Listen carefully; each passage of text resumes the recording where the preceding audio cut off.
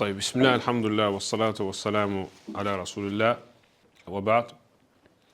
Deməli, davam edirik oxumağı, kitabı sadələşmiş fiqh. Deməli, müəlliflər sonra başqa mövzuda toxunurlar. Əl-məsələ sədisə əl-buyu' əl-mənhi anha. Yəni 6-cı məsələ qadağan olunan alğı-satqılar. Qadağan olunan alğı-satqılar. Nəhə şəri'u əl-hakimu an ba'dil buyu' izə tərəttəbə aleyhə كأن تشغل عن أداء عبادة واجبة أو يترتب عليها إضرار بالآخرين. Deməli, şəriət bəzi alğı-satqıları qadağan edib. Və bu qadağanın da mənası var. Yəni, qardaşlar, əgər Allah Subhanahu nəsə qadağan edir, xüsusən, alimlər buyurublar, fi babil müamələt, yəni insanların arasında olan münasibətdə nəsə qadağan olunursa, mütləq orada hikmət var və o hikməti çox vaxt başa düşmək olur. Çox vaxt o hikməti başa düşmək olur. İbadətlərdən fərqli olaraq. Bəzi ibadətlərin hikmətləri başa düşmək olmur. Məsələn, niyə görə zöhr namazı 4 rükət qılırıq, məğribi 3 rükət qılırıq və s.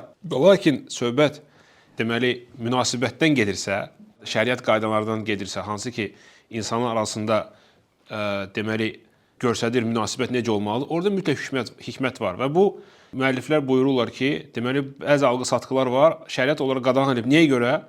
Çünki onlarda o alğı-satqılar ya hansı bir ibadətdən insanı çəkindirirlər və yaxud da kiməsə ziyan verirlər və yaxud da başqa bir orada əməllər var, ona görə şəriət onları qadağan edib. Yəni, elə-belə şəriət onu qadağan edib. Ola bilsə, sən nəsə qazanırsan və lakin insanlara ziyan vurursan və insanları qorumaq daha mühümdür, ona görə şəriət onu qadağan edir. Və min hədil buyu' əl-mənhi anha, deməli, burada başlayırlar, müəlliflər deyir ki, min hədil buyu', yəni bəzi əsas qadağan olunan alğı-satqılar barədə danışacaq. Onların birincisi, deməli, əl-bey'u və şira ba'dəl-əzən əth-thani yevmə əl-cum'a. Deməli, alğı-satqı ikinci azandan sonra cümə günü. Alğı və satqı ikinci azandan sonra cümə günü. La yasihhul bey'u və la şira mimmen təlzəmuhu salatul cum'a ba'dəl əzən əth-thani. Deməli, ikinci azan niyə görə qardaşlar? Çünki birinci azan Osman radiyallahu anh vaxtında, düzdür, Peyğəmbər sallallahu vaxtında azan bir dənə idi. Lakin Osman radiyallahu anh vaxtında azanı 2 dəfə elədilər və birinci azan verirdi bazarlarda. Çünki o vaxt bilirsiniz, saat yox idi. Saat yox idi. Və cümə namazının vaxtı da müəyyən bir vaxtı yoxdur. Ümumiyyətlə, zöhrdən sonra qılına bilər hər bir vaxt. Ona görə insanlar da cüməyə getsin deyənə bazarlarda verilirdi azan. İnsanlar bilirdi ki, məsələn, birazdan başlayacaq cümə namazı və tələsirdilər, bazarlardan çıxırdılar, gedirlər meçidə. Bu birinci azan idi. Ondan sonra alğı-satqı eləmək olur, olar.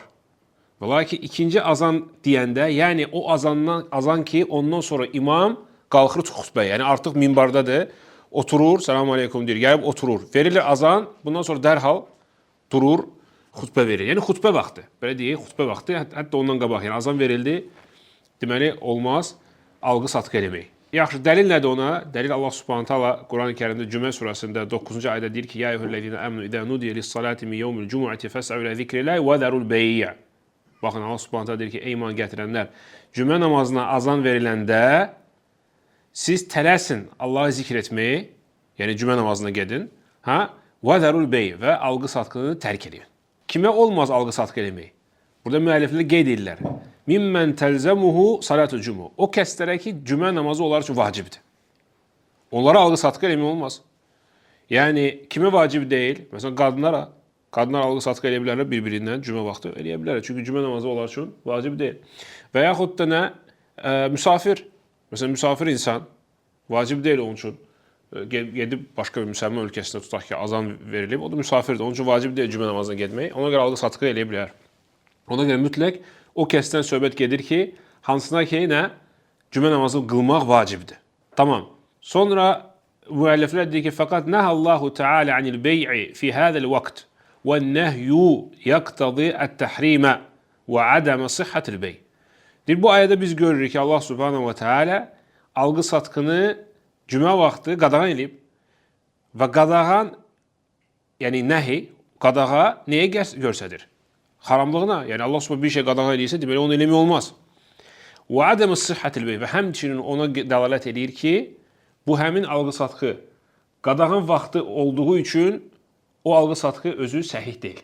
Yəni əgər alış-veriş bu vaxt olubsa, bu alqı-satqı səhih deyil. Yəni nə demək səhih deyil? Bu alqı-satqı təzədən olunmalıdır. Təzədən olunmalıdır. Tamam? Yəni sən malı götürsən geri, pulu verirsən, deyirsən ki, gəl başqa vaxt eləyək. Tamam.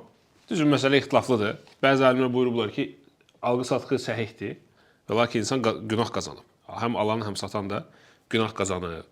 Və həmçinin Şeyx İbn Üseymin rahimehullah faydalardan qeyd edir ki, bu təkcə alqı-satqıya aid deyil. Hər bir əqdə aiddir. Hər bir əqdə aiddir. Yəni hətta burada nikah da və həmçinin borc müqaviləsi, girov müqaviləsi hamısı aiddir. Çünki Allah Subhanahu taala yəni qadağan eləyib, bu vaxtı cümədə oturmalısan, xutbəyə qulaq asmısan. Necə sən indi girov alacaqsan ya borc verəcəksən. Yəni bu təkcə alqı-satqıya aid deyil. Bu birincisi. İkinci bizdə qadağan olunmuş alqı-satqı bey'ul əşya limen yesta'inu biha ala ma'siyetillah. Yəni o şeyləri alırsan, hansıları vasitəsilə sən günah eləyirsən. Allah'a asi olursan. Tamam? Yəni o əşyalar özləri halaldır. Və lakin sən onları haramda istifadə edəcəksən. Və satan da sən bilirsən ki, bu adam səndən alır bu halal şeyi ki, Allah'a asi olsun. Onda sən onu satmağa qadağandır və onu da almağa qadağandır. Əv yəstəxdimuha fil muharramat. Yəni Allah'a asi çıxır və yaxud da haramda istifadə eləyir.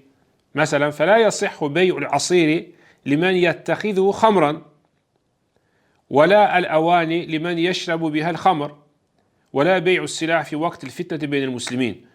Məsələn, deməli, misal nədir orada? Tutaq ki, o qabı satırsan o adama. Bilirsin ki, o gəlib, deyir ki, bu qabları mənə ver, alıram gedib içki içəcəm. Sən bilirsən ki, bu məhz bunun üçün alır bu qabları. Onda vermək olmaz. Və yaxud da, məsələn, üzüm alır, bilirsən ki, bu üzüm alacaq ki, o üzümdən geçsin, düzəltsin, məsələn, çaxır. O da olmaz. Və yaxud da silah satırsan, o vaxt ki, müsəlmanlar arasında fitnədir. Müsəlmanlar arasında fitnədir. Bilirsən ki, yəni insanlar şəhərdə, küçələrdə bir-birini öldürür. O bilirsən, piçaqdır.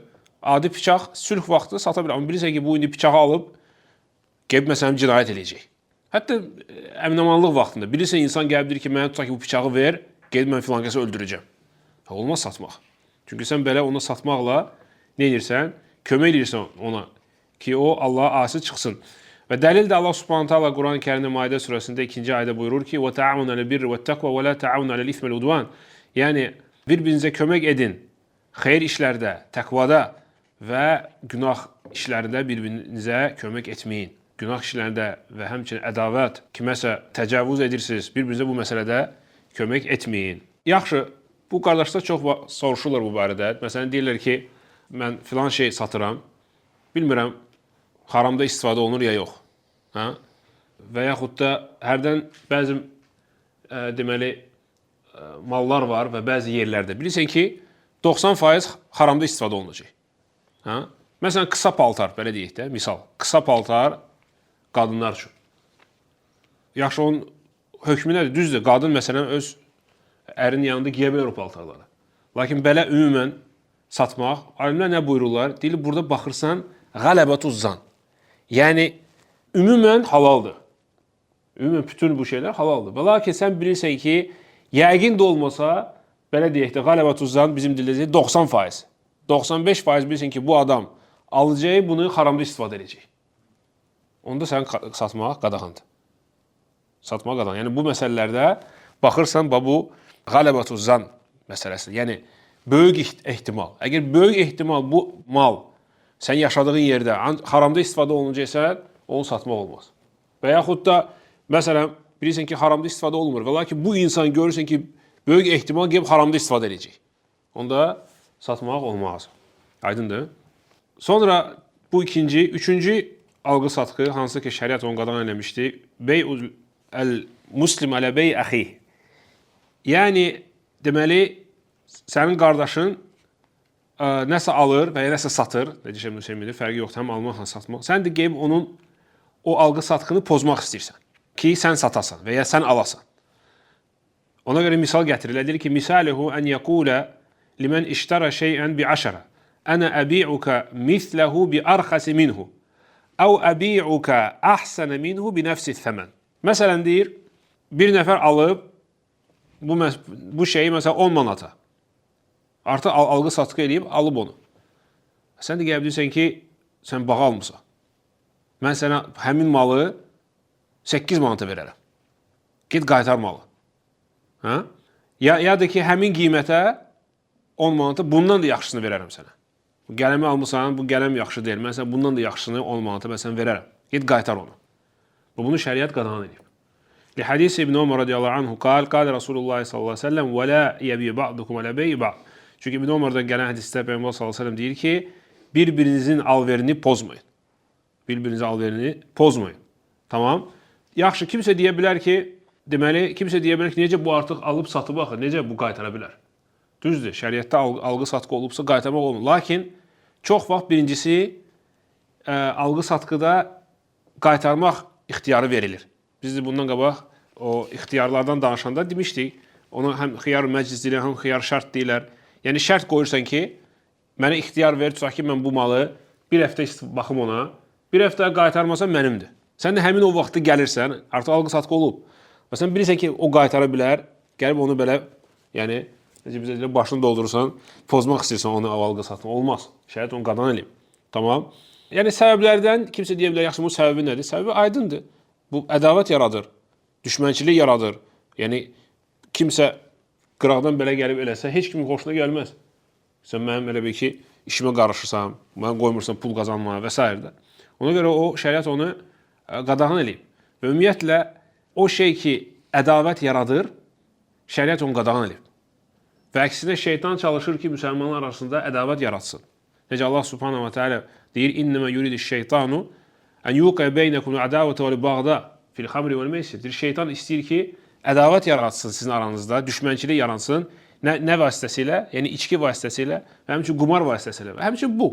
Bu da ədavət yaradacaq. Ona görə şəriət onu qadağan edib və həmçinin mühüm məsələlərdən müsəlman gərək öz qardaşı üçün nə özünə istəyir, onu istəsin.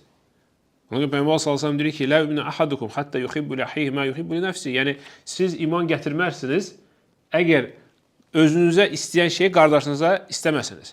Sən də heç vaxt istəmərsən ki, sən belə satsan bir malı gəlib kimsə qıraqdan sənin işini belə pozsun. Ona görə bu yəni qadağan edib şəriət. Və həmçinin bu nə idi? Satışda.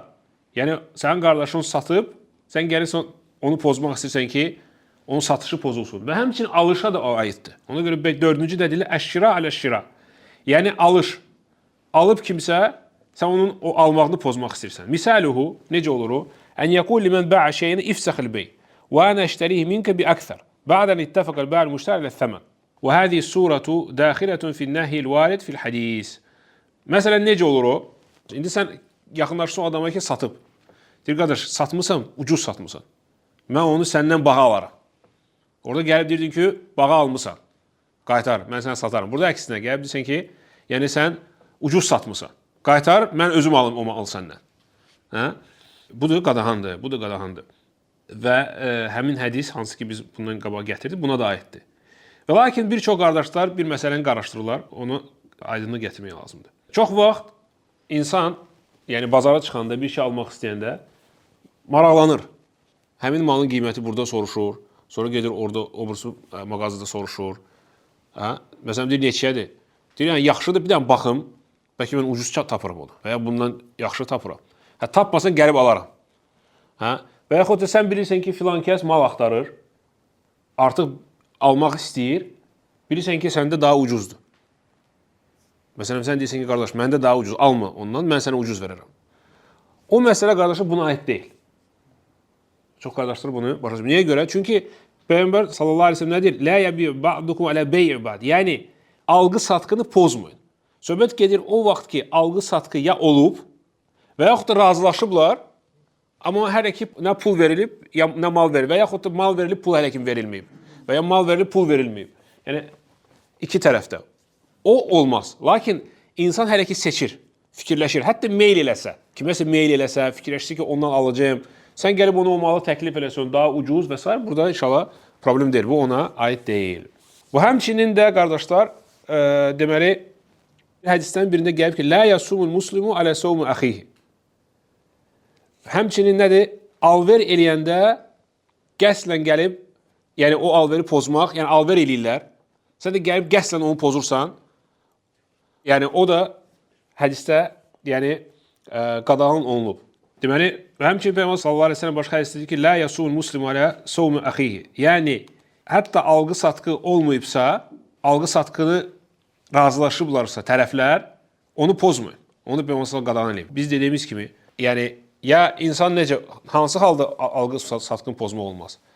Ya alqı-satqı olub və mal verilib, pul götürülüb, onu olmaz.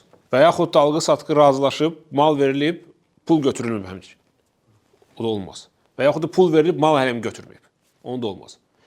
Və həmçinin dördüncü hal necə? Yəni razılaşıblar alqı-satqıya, nə pul veriblər, nə mal. Amma artıq razılaşıblar. Qardaş, alıram bu malı səndən, alıram. Neçəyə? 100 manata. Razılaşdıq, pulu sabah gətirərəm. Bu halda da pozmaq olmaz. Çünki bu artıq alqı-satqı demək olar ki, baş verib. Sadəcə mal mübadiləsi olmayıb. Malla pul verilmir. Onu da olmaz. Və lakin dediyimiz kimi, insan əgər maraqlanırsa, hətta meyl eləsə də, ona təklif eləmək olar malı. Təklif eləmək olar malı. Tayyib. Beşinci qadağan olunan alqı-satqı növü bey'ul iynə. Bey'ul iynə. Yəni bu alqı-satqı şəriətə iynə adlanır. İynə. İndi baş salacaq nə deməkdir o? Deməli, və suratuhu ən yəbi'a şəxsun sil'ətən li əxara bi thəmənin mə'lumin ilə əcəl. Thumma yəştərihə minhul bə'i'u bi thəmənin hadirin əqal. Və fi nihayətil əcəli yədfəul müştəri əthəmənəl əvvəl. Misal, əvvəl misal yox, əvvəl nə deməkdir o, sonra misal çəkəcək. Birincisi, deyir ki, bir insan deməli, obursundan malı alır. Müəyyən bir qiymətə nisyə. İndi misalda aydın olacaq, amma indi buna qulaq asın. Evet. Tamam. Nisyə alır müəyyən bir qiymətə. Sonra, daha doğrusu satır müəyyən bir insana nisyə. Thumma yeşterihə minhul bə'i bi thəmənin hadirin əqal. Sonra o satıcı özü geri alır o malı. Həmin o malı hansı ki satıb nisyə, indi alır geri özü üçün nəqd qiymətə. Lakin nəqd nə olacaq? Daha aşağı qiymətə. Tamam. Və nəticə itibarilə nə inir o? Nəticə itibarilə nə olur? O həmin pulu, yəni satıb götürür. Aydındır. Bu qalır onun borcudur. İndi misalda aydın olacaq. Kən yəbi'a ardan bi 50.000 yədfəuhu ba'də sənə. Məsələn, deyir, satıram sənə torpağı. 50.000 manata satıram sənə bu torpağı. Bir ildən sonra pulu verəcəm. Torpağı indi ver mənə. Bir ildən sonra mən onun sənə pulunu verəcəm. Thumma yeşterihəl bə'u minu bi 40.000 naqdan. İndi baxın, mən elə bir ki satdım sənə 50.000'ə. Amma 50.000 sənə indi vermirəm. Daha doğrusu sən mənə 50.000 indi vermirsən. Sən mənə bir ildən sonra verməlisən. Hə? Sonra mən deyirəm sənə ki, gəl həmin torpağı mən səndən geri alım. Neçəyə? 40.000. Nəqd. İndi baxın, mən 40.000 verirəm sənə. Sən mən nə qədər borcu qalırsan? 50.000. Nəticə etibarilə 40.000'ə mən 50.000 qazanıram. Torpaq isə nədir? Arada deməli, alladmaq üçün ribanı, sələmçiliyi gizlətmək üçün bir maldır. Çünki həmin torpaq heç mənə lazım deyil. Aydındır? Və yəqbu fi zimmətim 50.000 yədfəul müştəri alə rə'sis sənə. Yəni, bir ildən sonra sən mənə 50.000 qaytarmalısın. Aydındır, qardaşlar?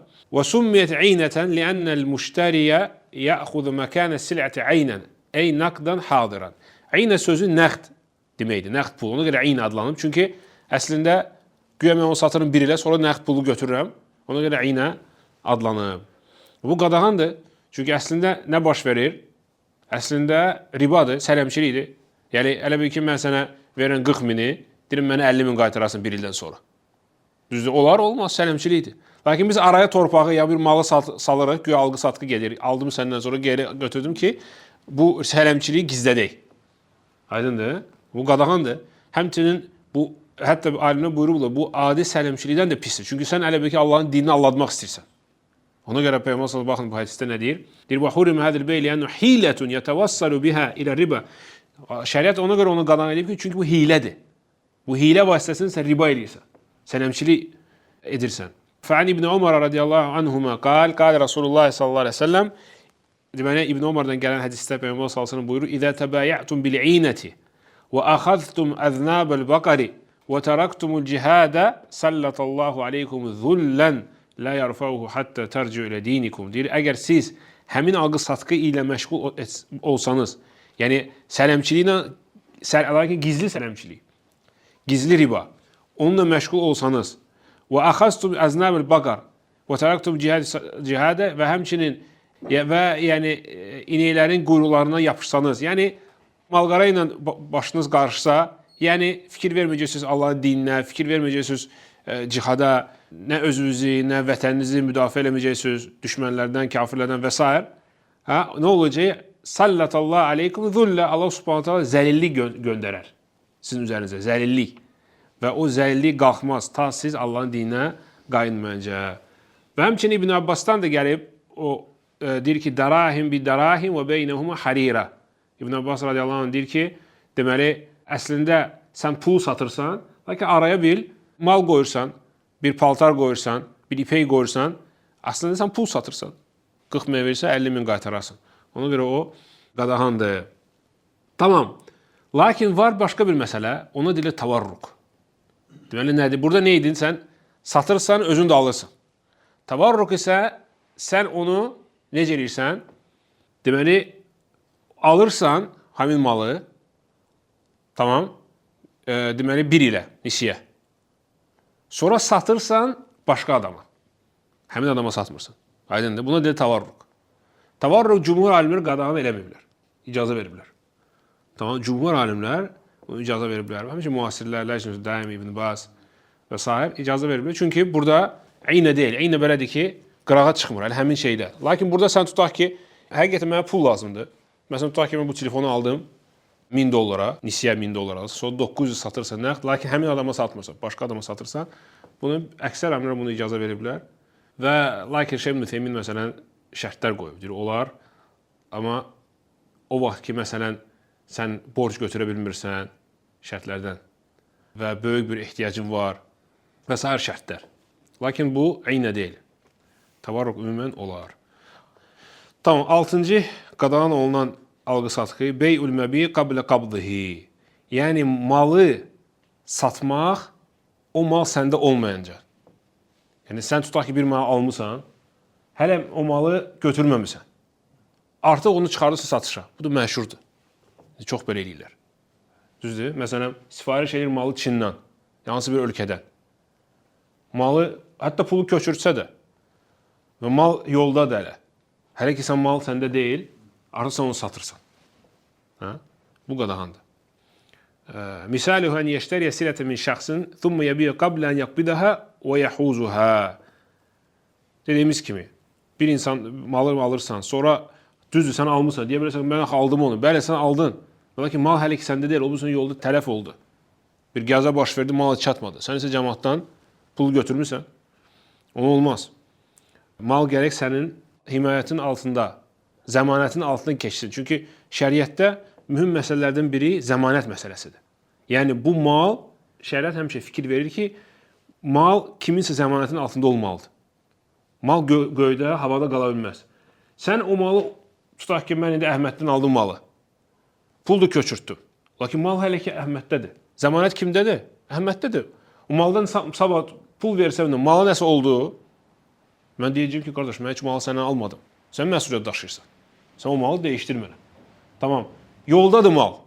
Kimdədir? Hələ ki, məndə deyil. Ona görə zəmanət qalır hələ, məsələn, Əhməddə. İndi sən zəmanət olmadan, zəmanət çəkmirsən. Yəni, belə müasir dildə desə, risk çəkməyincə, istəyirsən onu kimə satasan. Ona görə şəriət onu qadağan edir. Çünki sən Əhmədin tutaq ki, zəmanətindən birbaşa, məsələn, Şamilin zəmanətinə çevirmək istəyirsən. Özün heç bir zəmanət, heç bir məsuliyyət daşımaq istəmirsən. Şəriət onu qadağan edir. Pul qazanırsansa, sən də risk daşımalısan. Bu şəriətin qaydasıdır. Sən məsuliyyət, müəyyən bir çətinlik, əsasında risk daşımalısan. Və dəlil də buna Peyğəmbər hədisidir. Peyğəmbər sallallahu buyurur Əbu Hüreyrə hədisində: "Mən ibta'a ta'aman fala yabi'hu hatta yaqbidahu." Peyğəmbər sallallahu deyir ki, Buxari Müslimdə gəlir bu hədis. Kim yemək alarsa, qoy onu satmasın ta o yeməyi götürməyincə. Tamam? Başqa hədisdə Zeyd ibn Sabitin hədisində gəlib ki, Ənə Rasulullah sallallahu nəhə ən tuba'a sila'u haythu tubta'u hatta yahuzəha ət-tüccaru ilə rihalihim. Bu hədisdə, birinci hədisdə məhz yeməkdən gedir söhbət. Bu hədisdə ümumən gəlir ki, Zeyd ibn Sabit rivayət edir ki, Peyğəmbər sallallahu malı ümumiyyətlə satmağa qadağan eləmişdi. Ta o mal alıcının mülkiyyətinə keçməyincə. Yəni birinci alıcı onu gəlir mülkiyyətinə keçsin ki, onu satsın başqa adama. Deməlidir ki, hətta yahuz tüccaru ilə rihalim. Yəni o tacirlər ki, onu alırlar, gərək o mal gəlsin onların yanına, onların məsuliyyətinin altına girsin, sonra onlar onu sata bilərlər başqa adama. Fələ yəcüz limən iştara şeyən ən yəbiyu hətta yaqbidahu qabdan təmmən. Yaxşı, burada bir qardaşlar çox az deyirlər ki, yaxşı biz necə sataq, belə filan, çıxış yolu nədir, bu alverlə məşğul olanlar. Alimlər burada bəzi çıxış yolları göstəriblər. Çıxış yollardan biri odur ki, sən məsələn deyirsən ki, mal məndə deyil. Birbaşa deyirsən ki, mal məndə deyil. Tamam. Mən gedirəm o malı sənin üçün alacağım. Baxıram neçəyədir. Tutaq ki, $1000'dır, $1000'dır alacağım. Mən alacağım, oradan məsələn $100 mənə verərsən. Lakin bunu eləmək olar? Olar. Sən burada vəkil şəklində. Sən burada satıcı deyirsən, vəkilsən. Bu alıcının vəkilisən, gedirsən onun üçün malı alırsan, öz xeyrini götürürsən. Lakin bu halda gərək sən artıq o qiyməti onu deyəsən, gizlədə bilmərsən. Aydındır, çünki sən vəkilsən, sən necə gizlədəcəksən onun qiymətini? Tamam. Bu bir çıxış yolu. İkinci çıxış yolu, onu bey-o sələm deyirlər. Deməli, sələm o, yəni riba deyil, sələm başqa şeydir. Yəni sələf də onu deyirlər, sələm də onu deyirlər. Yəni sən o konkret bir mal onu satmırsan. Və lakin vəsf olunan bir malı satırsan. Məsələn deyirsən ki, mən sənə tutaq ki, iPhone satıram, yəni 16 axırıncı, 16 iPhone satıram. Hamısı da bilir ki, 16, məsələn, iPhone-un filan şeyləri var. Məsələn, yaddaşı bu qədər və s. rəngi bu qədər, qutardı. Konkret bir iPhone sənə satmıram. Və belə bir şey sənə satıram. Olar onu eləmək, hətta o mal səndə olmasa olar. Və lakin burada sələmdə şərt nədir? Pulu qabacını almalısan. Sələmdə şərtlər odur ki, pulu qabacını almalısan. Yəni, ver mənə o pulu qabacadan, mən sana o malı satım. Necə ki, Peyğəmbər vaxtında onlar nə edir? Xurma satırdılar. İbn Abbasın hədisində gəlib ki, وَقَدِمَ النَّبِيُّ sallallahu aleyhi ve sellem Mədinə وَكَانَ يُسْلِفُونَ فِي التَّمْرِ Peyğəmbər Mədinəyə gələndə onlar həmin üslubla xurmaları satırdılar. Əs-sənəteyni əv thələs, yəni 2 ilə 3 ilə. Yəni xurmanı satırdılar. Hə? Deyir ki, 2 ilə mən sənə o xurmaları verəcəm. 3 ilə mən sənə bu xurmaları verəcəm. Hə? Lakin pul indi verirsən. Peyğəmbər nə deyir ki, mən kənə yuslif, fəl-yuslif fi keyli ma'lum və vəznil ma'lum ilə əcəli ma'lum. Deyir ki, kim belə alqı-satqı edirsə, onda qoy, məlum bir növ, yəni məsələn, xurmadırsa, məlum bir növü qeyd eləsin, neçə kilo vəzni qeyd eləsin, dəqiq qeyd eləsin və nə vaxt o təslim verəcək bu xurmaları, onu da qeyd eləsin. Burada da eyni şeydir. Sonra ki, sən həmin malı satırsansa, vəsflə satırsan, yəni sən bir dənə malı satmırsan, vəsf olunan malı satırsan, sən gərək pulu qabacından götürəsən, dəqiq vəsflər qoyasan ona, dəqiq, məsələn, iPhone filan, hə? Ki, çabuk ixtilaf olmasın. Və üçüncü, vaxt qoyasan. Ki, mən səni tutaq ki, onu bir həftəyə verərəm, bir aya verərəm. Bu da bir çıxış yoludur və bu vəziyyətdən. Tamam. 7-ci qadan olunan alqı-satqı deyir ki, bey-u thimari qablə buduvi salahihə. Yəni, məhsulun yetişməmişdən qabaq satmaq. Deməli, lə yəcuzu bey-u thəmərati qablə ən yəbdu salahuha, xavfə min tələfihə əv xudufi əybin bihə qablə əxzihə. Deməli, istər meyvə olsun və ya tərəvəz olsun, onların məhsullarını satmaq olmaz, ta yəbdu və salahuha. Yəni, tam yetişməsə də yetişmə artıq əlamətləri var onda. Hətta yəbdu gəlib, yəni yetişmə əlamətləri var. Niyə görə? Xavfun min tərəfi əv xudus əybin bihə qablə. Niyə görə? Çünki ola bilsin, heç yetişməsin. Məsələn, tutaq ki, yayda bar verir bu ağaclar, hansı bir ağaclar. Məsələn, sən də onu satırsın qışda. Heç nə də yoxdur hələ ki, heç bir əlamət yoxdur. Ola bilsin, nədir? Yetişməsin. Ola bilsin, bir məsələn, yağış olmasın və yaxud da nəsə bir xəstəlik gəlsin, hə? Heç yetirmirsən də satırsan. Olmaz. Və yaxud da ola bilsin, çıxsın, bar versin və lakin xəstəlik olsun. Hə? Xəstəlik olsun. Necə çox vaxt olur. Ona görə Peyğəmbər sallallahu bunu qadağan edib satmağa. Ənəsin hədisində gəlib ki, qala Rasulullah sallallahu əleyhi və səlləm: "Ara'ayti in mana'allahu samarata bima ya'khudhu ahadukum mala akhihi." Peyğəmbər sallallahu eşitdi ki, belə alqı-satqı eləyirlər. Dedi ki, yaxşı, birdən Allah subhanahu va taala qoymaz məhsul versin. Həmin ağaclara məhsul verməz. Sən nə adla qardaşın pulunu götürürsən? Sən o pulu götürürsən ki, orada məsələn meyvələr, mən sən bu meyvələri satıram, hansı ki 2 aydan sonra əmələ gələcək. Bəlkə olmadı. Nə adla o pulları götürürsən? Tamam. Və həmçinin başqa hədisdə İbn Ömər hədisdə İbn Ömər deyir ki, "Nəha Rasulullah sallallahu əleyhi və səlləm bey'i thimari hatta yabdu salahuha." Peyğəmbər sallallahu əleyhi və səlləm deyir, qadağan eləyib məhsulları satmaq ta o yetişmək əlaməti görsənməyincə. Tamam? Nəhəl bə'i vəl mübtə'. Həm alıcı ala bilməz, həm satıcı sata bilməz. İkisini də qadağan eləyib. Bu hədisi də Buxari, ondan qabaq da hədisi Buxari Müslim rivayət eləmişdi, həm bu hədisi. Və yu'rafu budu'u salahiha bixmirari thimarin naxli aw isfirariha. Deməli, necə bilinir yetişmək? Artıq yetişir. Bu hər bir meyvədə, hər bir tərəvəzdə fərqli əlamətləri var. Məsələn deyir, xurmaya gəldikdə onlar ya sarılır, ya qızarır. Artıq bu əlamətdir ki, məsələn, əslində qara olmalıdır. Amma o qaradan qabaq əvvəl sarılır və yaxud da məsələn qızarır biraz. Bu əlamətdir ki, deməli yetişir. Və fil inabi an yaswadda və tabdu al-halawatu fihi. Üzümdə nədir? Qaralır. Başlayır qaralamağa və şirinlik əmələ gəlir. Tam şirin olmur, amma şirin əmələ gəlir. Yəni o artıq əlamət olanda onu satmaq olar. Və fil habbi an yaybasa və yashtadda və nahvu zalika fi baqiyyati thimar. Məsələn, söhbət dənli bitkilərdən gedirsə, onlar nə olur? Quruyur və çırtlayır. Və nahvu zalika və digər meyvələr və tərəvəzlər və məhsullar da hamısının öz əlaməti var və kim o işlə məşğuldur bilir o əlamətləri.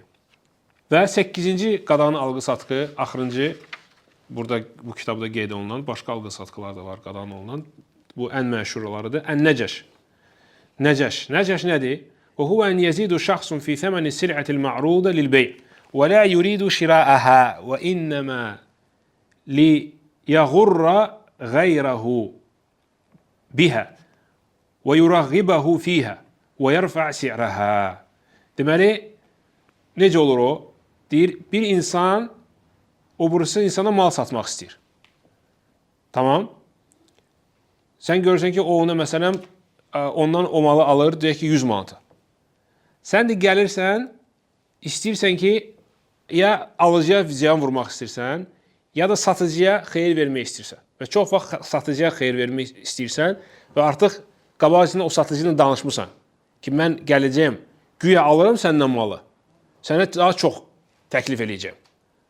Hə? Sən də o da görəcək ki, mal əldən gedir, o da qiymətə qaldıracaq. Məsələn 100 manata satırsan, gəlib deyirsən ki, qardaş, mən səndən 110-u alaram onu, satma ona. Amma sən əslində almaq istəmirsən.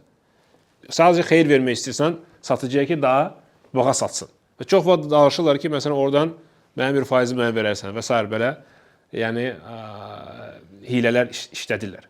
Hə, bu qadağandır. Bu şəriət onu qadağan eləyib.